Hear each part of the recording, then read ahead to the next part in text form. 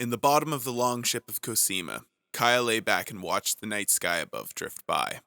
It was all she could really do. There were no oars on the ship, no rudder. As soon as she had stepped on board, it had lurched suddenly away from the docks, and she understood that when Alrund had told her the ship would carry her where she needed to go, he hadn't meant she'd have any choice in the matter. Nothing to be done about it, then, except to lay back and think. Normally, the realms of Kaldheim were no more closely linked than the individual planes. If anything, the gulf between them was more absolute, since Kaya's natural ability to planeswalk didn't allow her to cross between them. Even for the gods of this world, crossing the cosmos was no small task. There were exceptions, according to Inga. Now and then, through mortal ingenuity or random chance, a temporary link between two realms would open. Omen paths, they were called. It was the doomscars people feared, though. Celestial collisions that seemed invariably to lead to calamity. The last time Bredegard collided with Carfell, a frozen land of wraiths and walking corpses, a legion of the undead made it all the way to Beskir's stronghold before it was defeated. Never in recorded history had the Doomscar bridged their realm with Immerstrom, the realm of demons, but the consequences of such things were hard to imagine. The last time a single demon had made it to Bredegard, he went on a rampage so horrible that they named the bleakest, darkest part of the year after it. All in all, it sounded like precisely the sort of event she told herself she'd avoid from now on. Stay focused, Kaya. You've got a possibly extraplanar, certainly dangerous monster to find. Plenty to keep you busy. A soft thump woke Kaya from a dreamless sleep, and her hand went to the hilt of her dagger before she realized where she was. Wait, where was she, though? She sat up and winced at a stitch in her back.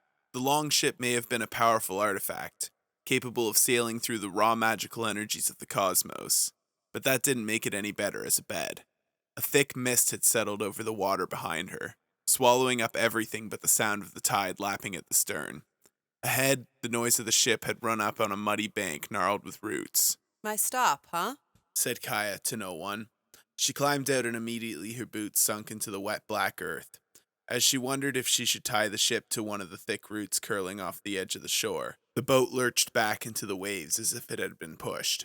In moments, the longship had disappeared into the mist. Thanks for the ride. She muttered.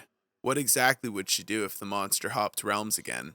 Well, she'd worry about that later. Grabbing a branch for the leverage, Kaya climbed up off the bank and into the forest. Kaya had spent plenty of time in old places. When you specialized in things that should be dead but weren't, life took you to quite the assortment of ancient tombs and forgotten cities. But never had she been in a wild place that felt so very, very old. Every tree stooped low and grandfatherly. The youngest of them seemed to have already lived a handful of lifetimes.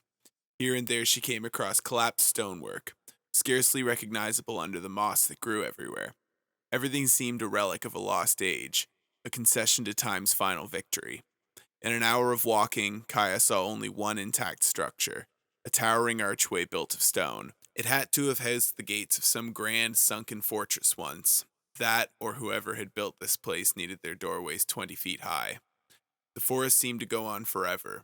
All the while, Kaya searched for the silvery, organic-looking veins of metal she'd seen in that cave deep in Aldergard. I'd take a big spooky footprint instead, or maybe some claw marks, but there was nothing. No sign that the monster had been this way at all. Kaya had stopped to rest on the trunk of a fallen tree when she heard the chatter of distant voices. She was back on her feet in an instant. Thank this plane's shiny, glowing gods. Odds were they wouldn't be as welcoming as the Omen Seekers had been, but she could at least ask whoever it was for directions. Kaya pushed aside heavy, drooping branches and ducked under mossy overhangs, following the sound. Finally, she emerged into a clearing. At one end was a massive block of worked stone, covered in faded knotwork patterns and a scaled ridge of mushrooms. The rest of the clearing held a collection of strange and loud creatures. Hunched over, they stood about as tall as she was, meaning they'd probably be a good bit taller if they'd ever stood up straight. All of them were green, some a pale green, some a deeper shade, some an ugly mottled pattern, with long dark hair wrapping their bony forms like a shawl and formidable tusks that clacked together as they opened and closed their mouths, speaking in a language she didn't understand. Trolls. Hadn't seen any on Kaldheim yet, but there was no mistaking them. And, if the Omen Seekers were to be believed, the local variety were a foul-tempered bunch. Thankfully, they seemed too distracted talking to, and occasionally smacking each other to notice her. Kaya was retreating back the way she came, step by careful step, when a figure stepped out onto the massive block of stone. Instead of a troll, it was a man wearing a hood that jingled with discs of gold. At his belt hung a sheathed sword. Around the stone, 4 trolls stepped out from the shadows, bigger than any in the crowd. They were draped in rusty, ill-fitting suits of mail and carried weapons of some kind. Clubs, crude axes, broken swords. One of them knocked his axe against the stone block and barked something in a harsh and guttural voice. The chattering in the crowd went silent, and the hooded man gestured toward them with spread arms. "Friends," he said in a low, sonorous voice, "you know my many names. I am called Trickster by some, Ruse Forager by others. Some have called me the Prince of Mischief, some the God of Lies. All know me as Valky, and my first gift to you, the gift of languages, is free. Hear my words, understand them. What I have to tell you is of grave importance." A god? Here? At least this one wasn't pretending to be an old man. Although, thought Kaya, there was something strange about him, something she couldn't quite place. "A time of great strife approaches. Soon, a path will open to cruel and strange worlds, filled with creatures of great avarice and wickedness. If allowed, these savage peoples will burn the forests of Knotfold to the ground. They will put the proud clans of Trollkind to the sword." Silence and the occasional nervous clacking of teeth were all the response he received. "These foul invaders wish to..." He paused, as if seeking the right words. "They wish to seize the treasures from your warrens." At that, the crowd exploded with angry shrieking. Valky allowed a few moments of this, before waving his hands for quiet. When no quiet was forthcoming, one of the big armored brutes cracked a troll in the front row with his club, and the crowd went silent. "There is but one solution to this. The clans of the Knotfold must attack first. Too long have you been divided by petty rivalries. Strike as one, and none shall be able to stop you." Then Kaya realized what she was seeing. Valky glimmered. It was subtle, at first, very different from the overflowing radiance that had spilled from Alrund. Easy to miss, but Kaya had hunted insubstantial enemies for a long time. She was used to spotting subtle currents of energy. What she was seeing was an illusion, and Kaya knew there was just no way what she was seeing was an illusion created by the God of Lies. Quietly, Kaya ginned up a spell. Nothing fancy. A little purification, a little seeing beyond the veil, throw in a bit of wind, and... She blew gently towards Valky, little motes of white light exiting her pursed lips. The spell tumbled forward, air swirling around it, whipping into a gale that blew the manes of the troll crowd to and fro. When it swept over Valky, it seemed to strip the Valky right off of him. In place of the God of Lies stood a red-skinned man with 2 prominent horns and a very surprised expression on his face. "Who dares to... show yourself?" he spat angrily. Bad idea, thought Kaya. But then again, how good had any of her ideas turned out to be so far? She stepped out from behind her tree. Probably thought you could get away with a sloppy illusion, right? Said Kaya. Dumb trolls won't know the difference. Bad luck for you, Tibalt. The corner of his lip rose in a grin. The expression didn't seem to dampen any of that anger. "Sharp eyes on this one. Have we been acquainted then?" Nope. But what is it they say? Your reputation precedes you? Oh, she'd heard plenty of stories about the devil planeswalker, and none of them were good. "You're too kind. And to whom do I owe the pleasure?" Name's Kaya. Rings a bell. A sneak and a thief, if I remember correctly. A killer. Quite the accusation coming from you. What are you doing here? Tibalt shrugged. "I could ask you the same question. We planeswalkers are meddled by nature, aren't we? But as you can probably tell, I happened to be in the middle of something before you so rudely interrupted. So if you'll excuse me..." "Kill her!" The gathered trolls looked between her and Tibalt uncertain. The big ones by the stone block showed no hesitation, though. Loping like animals, they bull-rushed their way through the crowd, sending smaller specimens flying. The first one to reach Kaya swung his axe at her with both hands, bellowing madly. It went straight through the phase section of her body, its momentum carrying him forward as he tumbled and tripped over a root. The second jabbed at her with a rusty, ancient-looking sword. She sidestepped it and shoved him hard. Just as he hit the massive tree next to her, she rendered him momentarily incorporeal. The result? When he phased back in, he was an ugly tangle of green limbs sticking out of the tree like hideous branches. The last 2 hovered on the edge of the crowd after that, clearly rethinking things after what had happened to their comrades. Yeah, Said Kaya. I wouldn't. The trolls glanced at each other. A moment later, both dropped their weapons and ran. She looked up just in time to see Tibalt turn and run into the woods. Jerk's really gonna make me chase him. She followed him through a tangled knot of trees. Tibalt had a head start, but he couldn't turn his body insubstantial at will. Slowly but surely, phasing through fallen trees and crumbling stone archways, she gained on him. Finally, in an open stretch of land between a series of mossy hills on one side and a few rickety wooden structures on another, she cut him off. He bent over to catch his breath. "You run like the devil," he said, laughing and wheezing. We done? Said Kaya. Tell me, what are you doing here? What do you get out of riling up a bunch of trolls? What's in it for you? "My dear," said Tibalt, giving her a look at his many sharp teeth, "chaos is its own reward, and nothing puts a smile on my face like a bit of mayhem. But I can't see how it's any of your business. This isn't your home. These aren't your people." The thought had occurred to her, yeah, but she did have business here. There's a monster in Kaldheim. Something from outside of the plane. You wouldn't have had anything to do with that, would you? Tibalt cocked his head. "A monster? Why, I'm shivering in my boots. I positively must find somewhere to hide. Let me just..." You're not going anywhere, and your troll minions aren't around to help you this time. Not like they were able to slow me down. "Oh, clearly not," said Tibalt, grinning in a way that made Kaya uneasy. "At least, not the haggy variety. You proved yourself quite capable of dispatching them. But as far as their cousins, the Torga, well, I like their odds a bit better." He held 2 fingers to his mouth, then gave the loudest, most shrill whistle Kaya had ever heard. She clapped her hands over her ears and bent over wincing. After it had passed, Kaya glanced around frantically, ready for a legion of trolls to charge out of the woods. But there seemed to be nothing but rolling, grassy hills and those collapsed structures shot through with wood rot. Looks like your big bad troll friends aren't showing up, said Kaya. Now let's... A rumbling underfoot cut her off, and the hill closest to Tibalt got about a foot taller. His grin climbed a few inches too.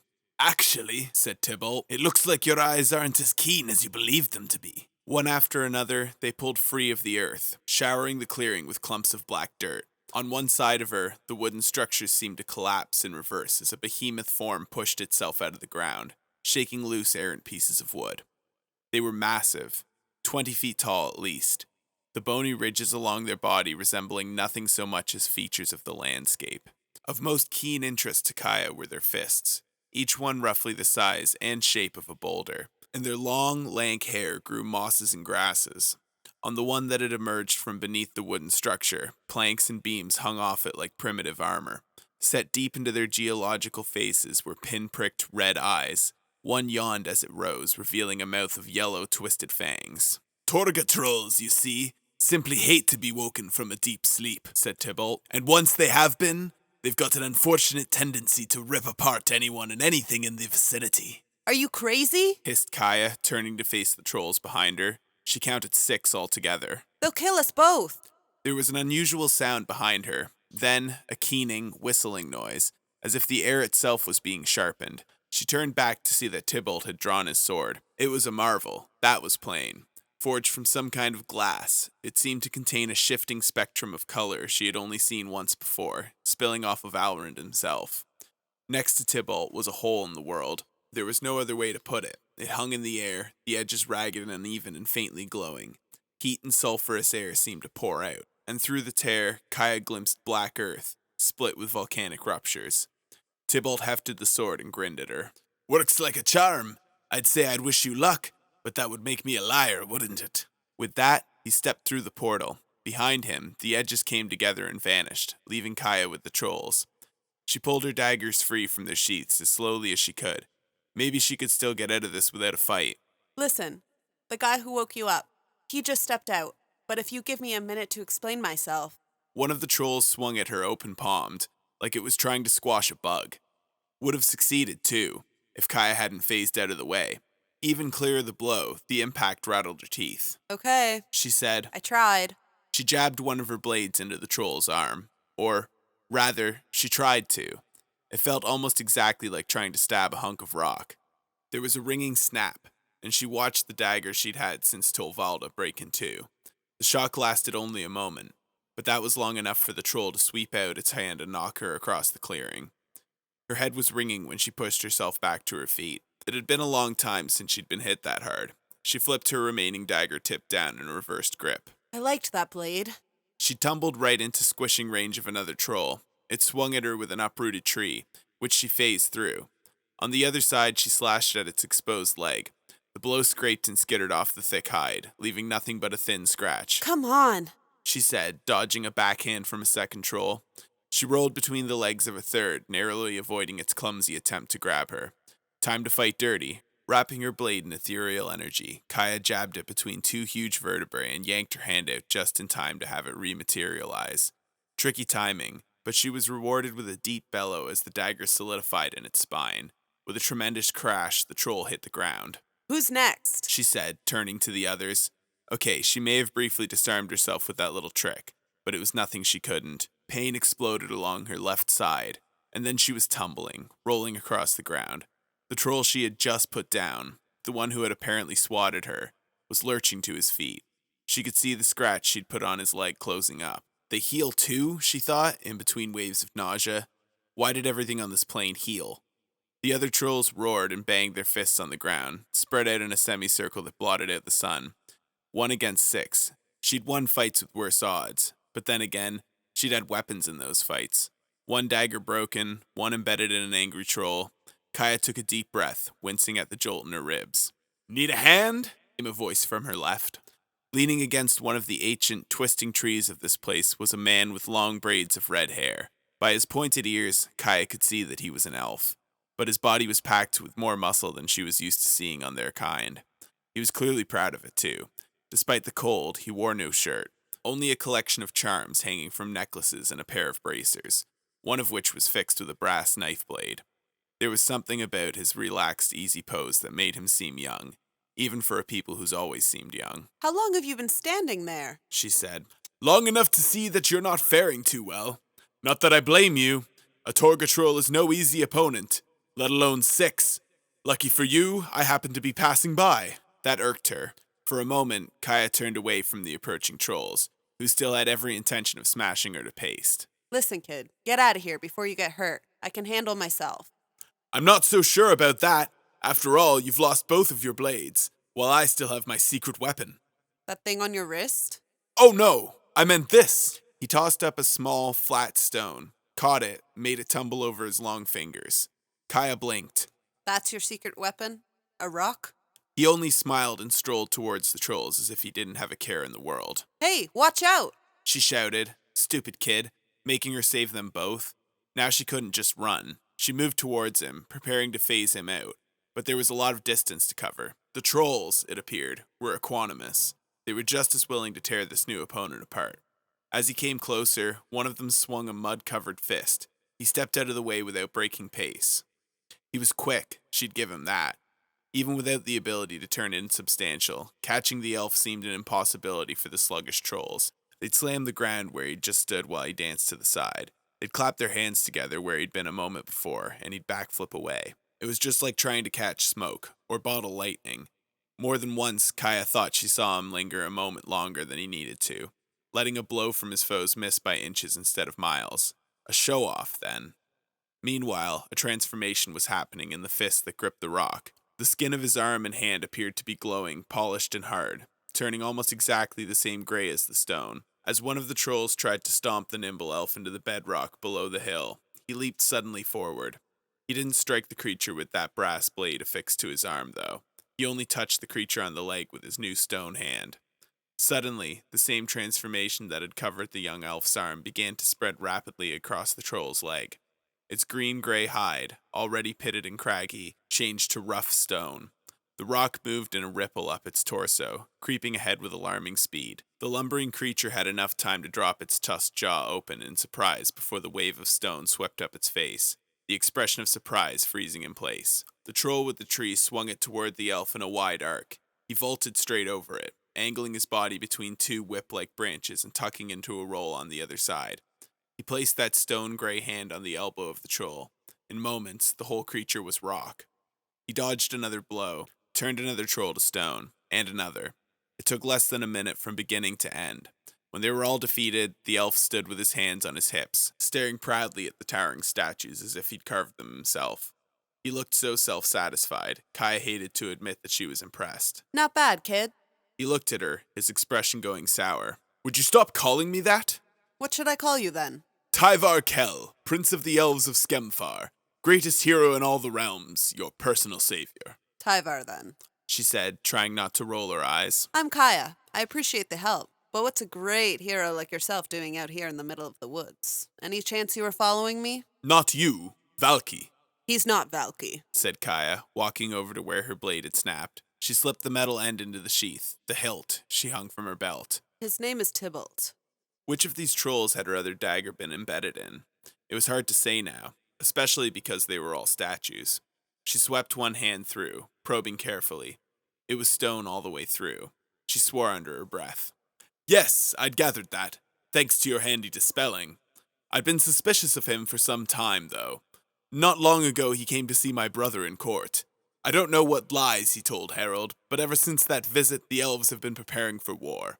There are rumors they mean to march against the gods themselves. She turned just in time to see all the bravado and swagger he'd had before absent. He looked young and worried. A moment later he'd straightened up, but not quick enough for her to miss it. If Tibalt was messing with people, she guessed she couldn't blame him for being a little concerned.